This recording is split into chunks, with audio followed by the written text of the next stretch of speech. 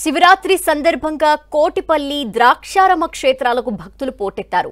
కోటిపల్లి శ్రీ ఛాయా సోమేశ్వర స్వామి ఆలయం, ద్రాక్షారామంలోని భీమేశ్వర స్వామి ఆలయాల్లో భక్తులు బారులు తీరారు. మరిన్ని వివరాలు మా ప్రతినిధి సతీష్ అందిస్తారు. సతీష్. ధనలక్ష్మి, మహాశివరాత్రి పర్వదినాన్ని పురస్కరించుకుని రాష్ట్ర వ్యాప్తంగా శివాలయాలన్నీ కూడా శివనామ స్మరణతో మారుమవుతున్నాయి. ప్రస్తుతానికి మనం అంబేద్కర్ కోనసీమ జిల్లా రామచంద్రపురం నియోజకవర్గం ద్రాక్షారంలో ఉన్నాం. మనం ద్రాక్షారంలో అంటే ద్రాక్షారం, కోటిపల్లి ఈ రెండు ప్రాంతాలలో కూడా శివాలయాలన్నీ కూడా తెల్లవారుజాము నుంచి కూడా భక్తులతో కిటకిటలాడుతున్నాయని కూడా మనం చెప్పుకోవచ్చు. అయితే ప్రస్తుతానికైతే మాత్రం ద్రాక్షారం క్షేత్రంలో రాష్ట్ర మంత్రి, కార్మిక శాఖ మంత్రి వాసంశెట్టి సుభాష్ అయితే మాత్రం ప్రత్యేక పూజలు అయితే నిర్వహిస్తున్నారు. మనతో పాటు మంత్రి సుభాష్ ఉన్నారు. వారిని అడిగి మరింత సమాచారం తెలుసుకునే ప్రయత్నం అయితే చేద్దాం. చెప్పండి, శివరాత్రి సందర్భంగా శివాలయాలన్నీ కూడా శివనామస్మరణతో మారుమవుతున్నాయి. అంటే వారికి ఎటువంటి ఏర్పాట్లు చేశారు? ప్రస్తుతానికి అయితే ద్రాక్షారం దేవాలయంలో ఉన్నాం. ద్రాక్షారంలో ఎటువంటి ఏర్పాట్లు చేశారు? మీరు చూస్తూ ఉన్నారు, ఇక్కడ ఈ మహాపుణ్యమైన మహా విశిష్టమైన రోజు ఈ రోజు లింగం ఉద్భవించిన రోజు. ఈ మహాశివరాత్రి మాఘమాసంలో వచ్చే శివరాత్రికి హిందువులు ప్రతి ఒక్కరూ కూడా ఈ శివాలయాలకు వెళ్ళటం, శివనామస్మరణం ఓం నమశివాయ అనే జపించడం ఆనవాయితీగా, అలాగే గుళ్ళన్నీ కూడా భక్తులతో చాలా కోలాహలంగా తమ భక్తిని ప్రదర్శించుకుంటూ ఓం నమశివాయ జపంతో ఈరోజు జాగారం చేస్తూ ఉంటారు. 12 గంటలకి లింగోద్భవం సమయంలో 12:03 మరి భక్తులందరూ కూడా శివనామస్మరణతోనే ఈ రోజంతా గడుపుతూ ఉంటారు. ఇలాంటి పుణ్యం చాలా పుణ్యమైన రోజున మరి ఎక్కడా కూడా ఏ ఆటంకం లేకుండా మీరు చూశారు. గత ప్రభుత్వంలో ఈ ప్రసాదాల్లో నాణ్యత లేదు, కానీ ఈ యొక్క ఎన్డీఏ కూటమి 9 నెలల్లో మరి ఆ గుళ్ళన్నీ కూడా ప్రక్షాళన చేయడం జరిగింది. ముఖ్యంగా ద్రాక్షారామం గుడి తీసుకుంటే గత 5 సంవత్సరాలు అవినీతిమయమైంది. అది ప్రక్షాళన చేసే ప్రక్రియలో ఇంచుమించు ఆ ఈవోతో పాటు 3 అధికారులు కూడా సస్పెండ్ చేయడం జరిగింది. అలాగే ఇక్కడ ఈ విషయానికి వస్తే గుడికి ఎక్కడా కూడా ఏ భక్తులకి ఆటంకం కలగకుండా సరైన క్యూ లైన్ మెయింటైన్ చేయటం, అదేవిధంగా ప్రసాదంలో నాణ్యత మెయింటైన్ చేయటం, గుడి శుభ్రంగా ఉంచడం, అలాగే సంప్రోక్షణ చేయటం, ఏ విషయంలోని కూడా రథోత్సవం కూడా సంబరాన్ని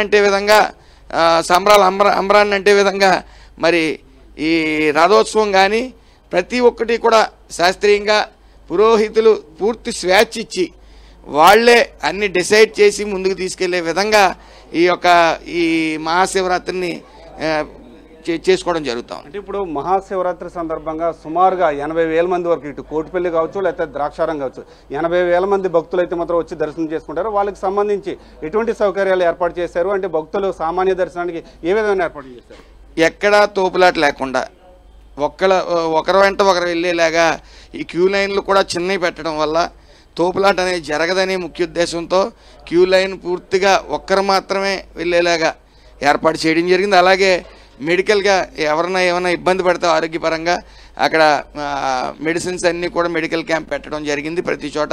అలాగే వాటర్ సప్లై కానీ ప్రసాదం కానీ ఎక్కడికక్కడ ఒక్క కౌంటర్ కాకుండా తొక్కిసలాట జరుగుతుందనే ముఖ్య ఉద్దేశంతో 7-8 చోట్ల ఈ ప్రసాదం కౌంటర్లు కూడా ఓపెన్ చేయటం, అలాగే వాలంటీర్స్ కూడా భారీ స్థాయిలో కేవలం సేవ చేసుకుందామనే తత్వంతో చాలామంది మహిళలు, సుమారు 100 మంది దాటి మహిళలు అందరూ కూడా వచ్చి తమ సర్వీస్ అందజేయడం కూడా జరుగుతూ ఉంది. అలాగే భోజనం ప్రక్రియ కూడా ఇంచుమించు 10-15 కౌంటర్లు కూడా పెట్టడం జరిగింది, ఎక్కడ ఇబ్బంది లేకుండా. అలాగే ఈ కోటిపల్లి గుడి దగ్గర కూడా అన్ని ఏర్పాట్లు ఇక్కడ ఏ విధంగా చేసాం అక్కడ కూడా చేయడం. అలాగే పోలీసు వారు ముఖ్యంగా ఎక్కడ పడితే అక్కడ సుమారు 100 మంది పోలీసు ఇక్కడ ప్రతి నిమిషం ఏర్పాట్లలో ఉన్నారు. ఏ తొక్కిసలాట జరగకుండా మరి అన్ని ఏర్పాట్లోని తమ ఏర్పాట్లలో ఉన్నారు. అంతా సవ్యంగా అందరూ హ్యాపీగా శివుణ్ణి దర్శించుకునే విధంగా ఏర్పాట్లు చేయడం జరిగింది. అయితే ధనలక్ష్మి, ప్రస్తుతానికి అయితే మాత్రం అంటే ఇక్కడికి వచ్చే భక్తులందరికీ కూడా ఎటువంటి ఇబ్బంది లేకుండా శివ దర్శనం చేసుకునేందుకు అన్ని ఏర్పాట్లు చేశామని చెప్పి కార్మిక శాఖ మంత్రి చెప్తున్నారు. అయితే మహాశివరాత్రి అసలు విశిష్టత ఏంటి? మహాశివరాత్రి రోజు భక్తులు ఏ విధంగా దర్శనం చేసుకోవాలనే విషయం అర్చకులను అడిగి తెలుసుకుందాం. చెప్పండి, ఏ విధంగా చేసుకోవాలి? శ్రీగురుభ్యో నమః. హరి ఓం. ఓం జ్ఞానానందమయం దేవం నిర్మలస్ఫటికాకృతం ఆధారశక్తిమయం దేవం హయగ్రే ఉపాస్మహే. దేవదేవ మహాదేవ నీలగ్రీవ సదాశివ భావనాతీత భూతేశ భీమనాథ నమోస్తుతే. ఓం నమ శివాయ. ఈ మహాశివరాత్రి అంటే ఏమిటంటే, ఎవరైనా సరే శివుడికి ఒక్క నీళ్ల చుక్క పోస్తే చాలా అద్భుతం. శివుడు ఇప్పుడు కూడా కంఠంలో ఆలాహలం ఉండడం వల్ల అది చల్లారడానికి నీళ్లు కోరుకుంటాడు. ఈ విష్ణుమూర్తి అలంకార ప్రియుడు. అందుకని ఇక్కడ మహాశివరాత్రి నాడు విషయం ఏమిట్రా అంటే, ఒక్క చెంబుడుతో బోలాశంకరుడికి నీళ్లు కానీ సమర్పించినట్లయితే సంవత్సరం అంతా మీరు ఎంతైతే అభిషేకాలు చేసిన ఫలితం వస్తుందో, ఈ మహాశివరాత్రి నాడు అర్ధరాత్రి వరకు ఉపవాసం ఉండి లింగోద్భవ కాలం 12 గంటల 3 నిమిషములకు ఈ లింగోద్భవ కాలంలో ఎవరైతే భక్తి శ్రద్ధలతో స్వామికి ఒక్క చెంబు నీళ్లు పోసి అభిషేకాలు చేస్తారో వాళ్ళకి సంవత్సరం అంతా పూర్ణ సుఖాన్ని ఇస్తాడని, కష్టాలు పోగొడతాడని, సుఖ సొంతలు ఉంటాయని చెప్పబడింది. ఇక్కడ అంటే లింగోద్భవ కాలం అంటే ఏంటి, అసలు లింగోద్భవ కాలంలో భక్తులు శివుణ్ణి ఏ విధంగా దర్శించుకోవాలి? లింగోద్భవ కాలం అంటే స్వామి జన్మించిన సమయం. ఒక భక్తులకి అర్థం ఈ విషయంలో చెప్పాలంటే, శాస్త్ర పురాణంలో చాలా ఇతిహాసాలు ఉన్నాయి. కానీ మన విషయం ఏమిట్రా అంటే, శివుడు పుట్టింది కాబట్టి, ఆయనకి ఎంతో ప్రీతికరమైంది కాబట్టి, ఈ మాఘమాసంలో స్వామివారి భీష్మ ఏకాదశి నాడు కళ్యాణం కూడా వస్తుంది.